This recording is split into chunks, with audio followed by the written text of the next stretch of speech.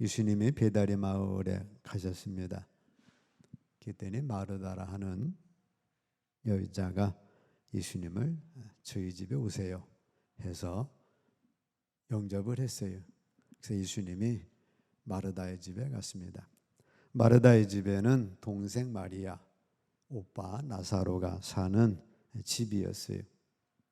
마르다는 준비하는 일이 많아서 마음이 분주했습니다. 40절 함께 읽습니다. 마르다는 준비하는 일이 많아 마음이 분주한지라.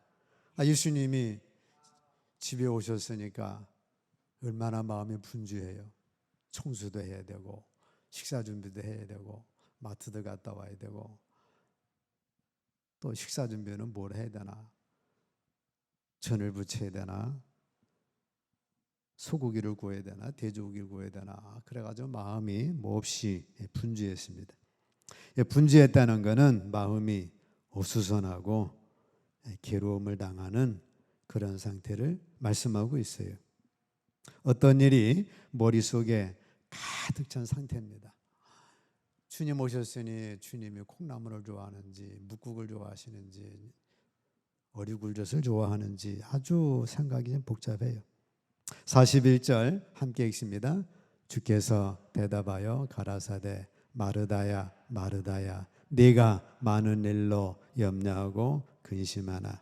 자, 염려했다는 것은 마음이 흐트러지고 산만한 것, 근심한다는 것은 정신없이 돌아다니고 이리저리 끌려다니고. 그래서 예수님을 어떻게 영접해야 되는데 무슨 반찬 만들어야 되나? 이건 뭐 밥은 어떻게 해야 되나? 국은 어떻게 해야 되나? 그것 때문에 염려하고 근심이 가득 찼습니다. 자, 40절 함께 읽습니다. 예수께 나아가 가로되 주여 내 동생이 나 혼자 일하게 두는 것을 생각하지 아니하시나이까 저를 명하사 나를 도와주라 하소서. 근데 마리아는 예수님 발치에 앉아가지고 예수님의 말씀을 듣는 거예요. 그게 마르다가 짜증이 났습니다. 나는 지금 바빠가지고 막 이리 왔다 저리 갔다 아주 지금 복잡한데 저 동생은 예수님 발치에 앉아가지고 예수님 말씀을 듣고 있으니까 꼴도 보기 싫고 또 화도 나고 또 우리 예수님도 그렇지. 내가 이렇게 왔다 갔다 하면은 마리아야 네 언니 마르다가 아주 바쁜데 가서 도와주라. 무도 좀 깎아주고 좀 수박도 깎아주고 아니면 반찬 이렇게 하는 것 좀 도와주라. 그러면 되는데 또 예수님은 그건 또 아랑곳하지 않고 마리아하고 예수님하고 이 대화만 나누고 있는 것 때문에 그래서 짜증이 나고 예수님조차도 원망스러웠어요. 예수님은 그걸 아시고 42절 함께 읽습니다.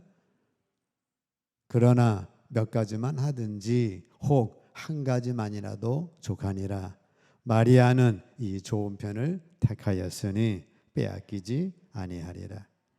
예수님께서 마르다야 나는 니네 집에 대접받으러 온 것이 아니기 때문에 그 반찬 만드냐고 신경 쓰지 말아라.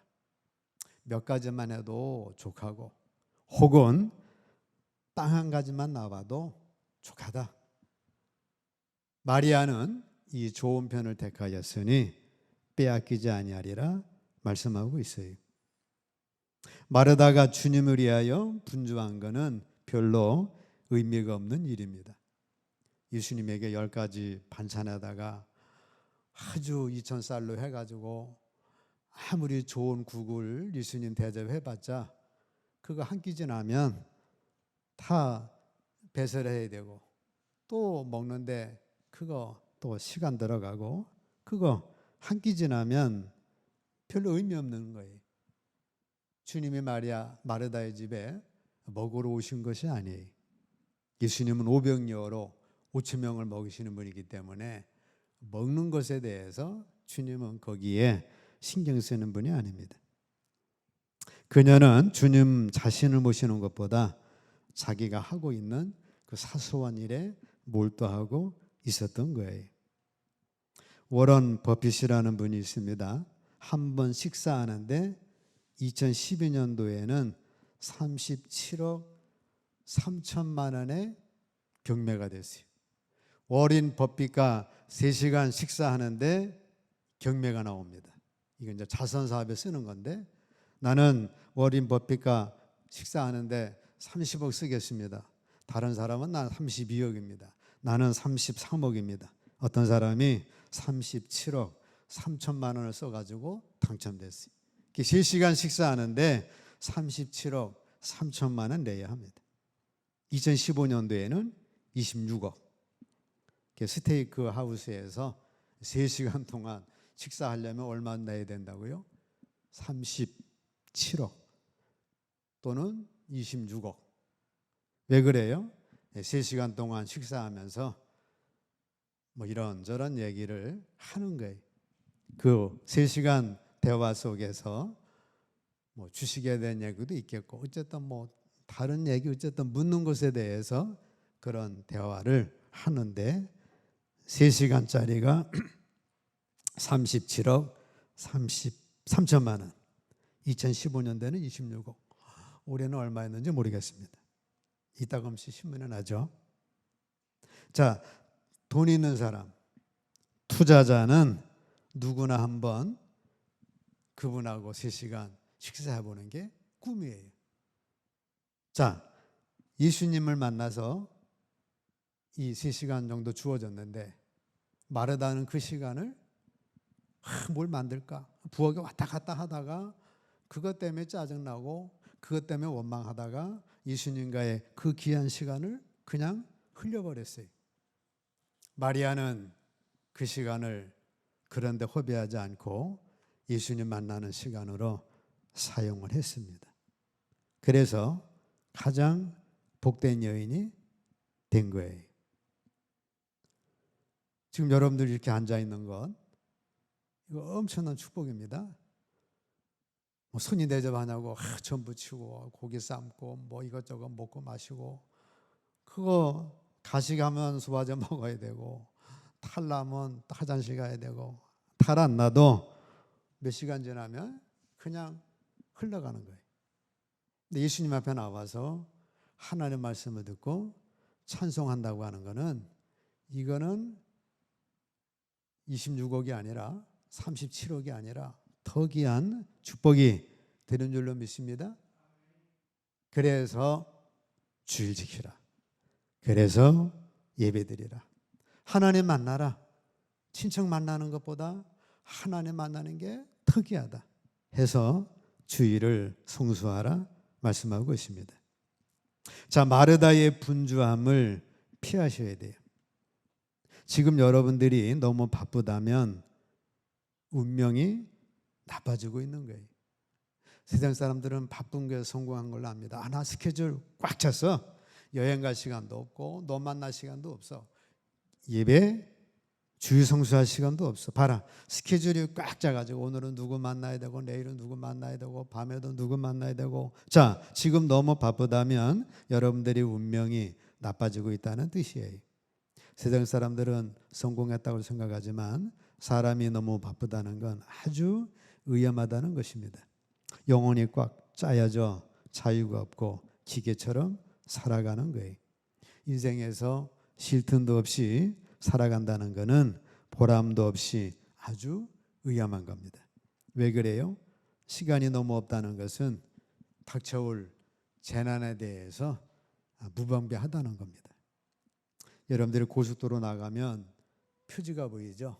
5분 먼저 가려다가 50년 먼저 간다. 달려갈수록 이 시야가 좁아진다고 합니다. 좌우 정보를 보지 못하고 끼어드는 차를 대체할 능력이 없어요. 보통 우리가 80도를 보게 되면 고속도로에서 70km로 달려가면 65도로 좁아지고 100km를 달리면 이 각이 40도로 좁아지고, 만약에 150km로 달린다면 20도로 좁아지겠죠. 그것만 보이고 그러다가 이제 한번 사고 나면 와장창 다 깨져버리죠.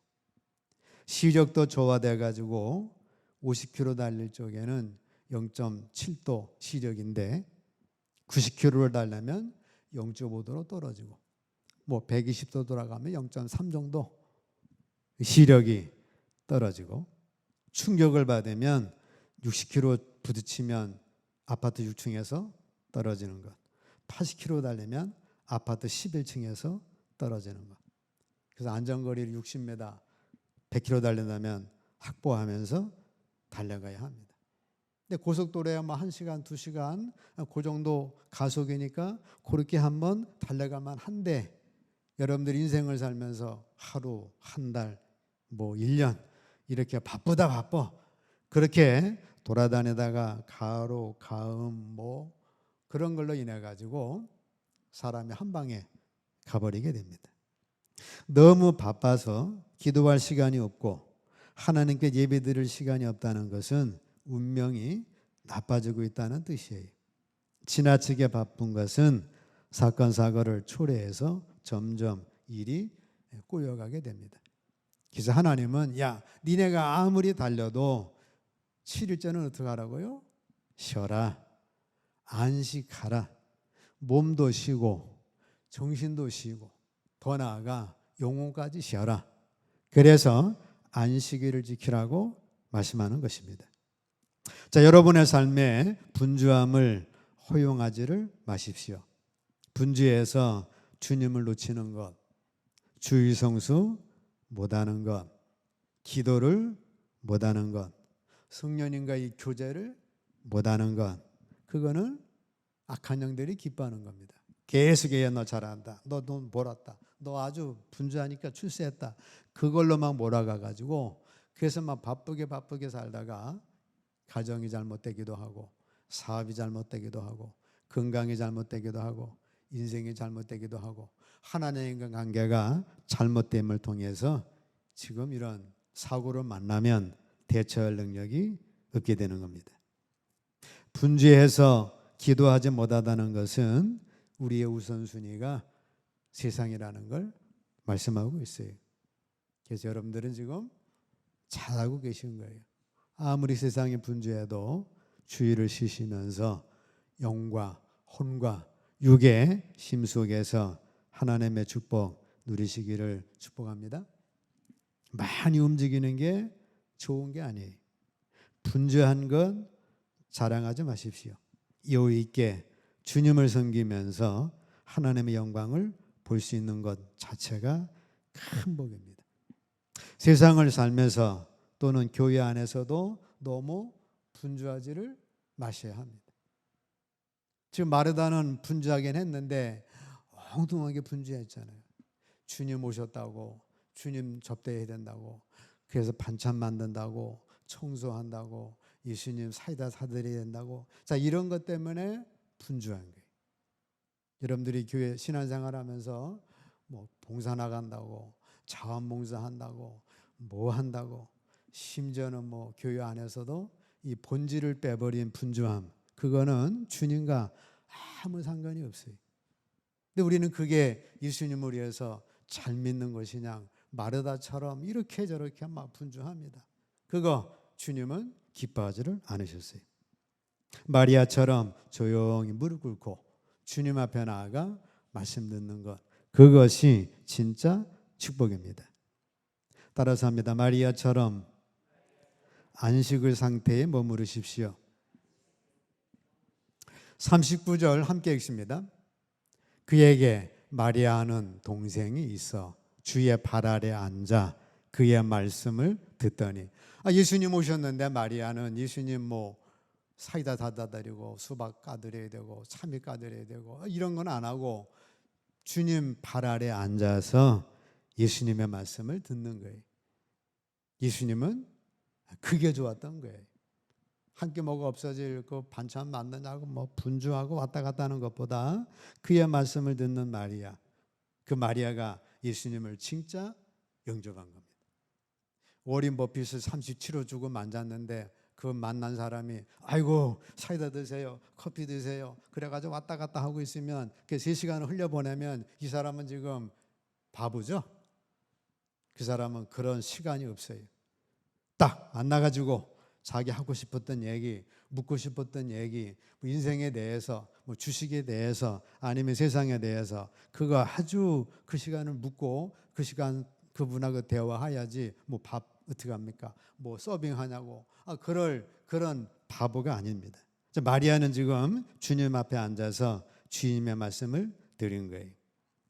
마리아는 예수님 발 곁에 앉아서 말씀을 들었고, 후에는 이제 오빠가 죽었죠. 그 죽은 오빠를 마리아가 가서 예수님, 이 오빠 고쳐주세요 간구했고, 그 예수님 발 곁에 앉아서 자기 향유를 부었던 여인이 마리아예요. 마르다와는 차원이 다른 신앙생활했던 모습을 봅니다. 마태복음 26장 12절 함께 읽습니다. 이 여자가 내 몸에 이 향유를 부은 것은 내 장사를 위하여 함이니라. 마리아가 예수님 향유를 방울 뿌린 게 아니고 병을 깨트려서 예수님 머리에 부어버렸어요. 그리고 가룟 유다가 그 비싼 향유를 몇 천만 원 갈 텐데 팔아서 가난한 사람을 주지 왜 저 귀한 향유를 저렇게 허비하냐고. 가룟 유다가 그것 보고 참 머리도 안 돌아가는 여자다 그렇게 했는데, 예수님 뭐라고 말씀하세요? 내 몸에 이 향유를 부은 거는 내 장사를 위하여 함이니라. 마리아는 예수님이 십자가에서 죽을 줄 알았죠. 돌아가시면 장사 지낼 시간이 없어요. 해가 지기 전에 장사해야 되니까. 그래가지고 몸에 향유를 부을 시간이 없어요. 요새 우리 염하면 막 그런 것처럼 향유를 부어야 되는데 부을 시간이 없어가지고 그대로 무덤으로 갑니다. 마리아는 그것을 알고 예수님 몸에 향유를 부어서 장사 치려고 돌아가시고 나면 향유를 부을 것을 못 부으는데 마리아가 그 대신 향유를 부었다는 거예요. 그러니까 마리아는 예수님을 주님으로 영접했고 주님의 죽으심을 알았고 그래서 향유를 부었다라고 말씀하고 있습니다. 분주함보다 안식이 축복이에요. 이 안식은 그냥 휴식하는 게 아닙니다. 그리스도와 더불어 얻게 되는 영원한 영적인 안식을 말하고 있습니다. 그것을 하나님의 안식이라고 해요. 하나님은 여러분들의 분주함, 바쁨, 성급함 그런 것도 치유하기를 원하십니다. 그래서 인생을 사시면서 서두르지 마시기 바랍니다. 서두름은 믿음이 아니에요. 바쁜 게 훈장인 것처럼 여기지만 우리 주님은 서두르고 바쁘게 우리를 인도하지를 않습니다. 바빠서 가로로 가속으로 가음으로 망한 자는 많아도 안식에서 망한 자는 없잖아요. 바쁠수록 하나님의 임재 안식 안에 머무르셔야 합니다. 예수님은 말씀을 앉아서 들은 마리아를 칭찬했어요. 그래서 여러분들이 바쁠수록 주의 성수하셔야 되고 바쁠수록 기도하셔야 되고 바쁠수록 하나님 앞에 나오셔야 합니다. 우리의 실패하는 생활 중에서 실패하는 것은 밖에서 바빠지면 안에서 어지러움을 느끼기 때문입니다. 밖이 바빠지면 우리 안이 어지러워요. 안에 어지러워서 안식이 되기 때문에 대처할 능력을 잃게 됩니다. 그러니까 고속도로에서 어떻게 가요? 천천히 가면 사고 났구나 숨은 되고, 근데 쉬게 달려다가 앞에 사고 나면 추돌해가지고 어떻게 할 수가 없어요. 더 큰 사고를 일으키는 거와 같아요. 여러분의 안식을 누리며 천천히 가면 가정이 이렇게 돌아가는구나, 교회가 이렇게 돌아가는구나, 내 건강이 이렇게 돌아가는구나. 그래서 하나하나 대처하면서 인생을 살아갈 수 있지만 그냥 돈 번다고 그냥 막 가속하다가 사고 나버리면 대처할 능력이 없는 겁니다. 이사야서 30장 15절 함께 읽습니다. 주여와 이스라엘의 거룩하신 자가 말씀하시되 너희가 돌이켜 안연히 처하여야 구원을 얻을 것이요 잠잠하고 신뢰하여야 힘을 얻을 것이오늘 너희가 원치 아니하고. 자, 우리가 하나님 안에서 안연히 처하고 그럼 구원을 얻습니다. 잠잠하고 신뢰하여야 구원을 얻는데 사람들은 그걸 원치를 않아요. 그냥 막 뛰는 것, 바쁜 것, 열심으로 그냥 내 힘으로 해보려고 하다가 그로 인하여서 하나님의 축복을 놓치는 겁니다. 우리 태풍을 보면 어떻게 돼요? 태풍 안에 구멍이 있잖아요. 우리가 봐서 구멍이 요만한 볼펜 껍데기 구멍 같지만 실제는 뭐예요? 그걸 확대하게 되면 그 구멍 하나가 제주도만 할 거고 그 하나가 엄청 큰 거잖아요. 그 구멍이 딱 있으면 그것이 중심이 돼가지고 태풍이 굉장히 무서운 태풍이 되는 거죠. 근데 그 구멍이 없어져 버렸어요. 그럼 어떻게 돼요? 태풍이 소멸된 겁니다. 태풍의 힘이 약해진 거예요. 그 구멍이 뭐예요? 안식이죠. 자, 성도의 생활은 그 안에 이런 평정과 안온이 있는 생활입니다. 일은 더 많아지고 바쁘더라도 우리의 안은 평정되고 안온 되어야 합니다. 그러니까 태풍이 그 눈이 살아있을 적에는 그 굉장한 힘을 가지고도 딱 버티는데 그게 안정의 곡에 사라져 버리면 태풍이 소멸되는 것처럼 우리 성도 여러분들도 그 안에 있는 그 태풍의 눈 그건 사라지질 말으셔야 돼요. 바쁘더라도 그게 더 살아있으면 점점 더 커지는 거지만 그게 소멸돼 버리면 태풍의 힘은 잃어버리는 것입니다. 자, 우리의 언약, 우리가 얻어야 하는 평안은 안의 평안이에요. 만약 여러분들의 안이 평안하다면 여러분들은 실패할 수가 없어요. 더 사업을 확장해도 잘할 수가 있어요. 근데 안이 평안하지 못하면 작은 것조차도 무너지는 겁니다. 하나님은 여러분들이 하나님의 안식을 누리기를 원하셔요. 히브리서 4장 3절 함께 읽습니다. 이미 믿는 우리들은 저 안식에 들어가는도다. 저 안식이 무슨 안식이에요? 하나님의 안식이에요.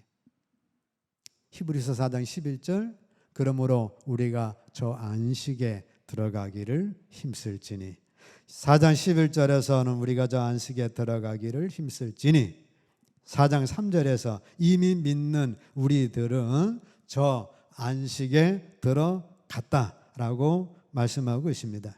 하나님의 안식, 단순한 안식이 아니라 하나님이 주시는 그 평안을 말씀을 하고 있어요.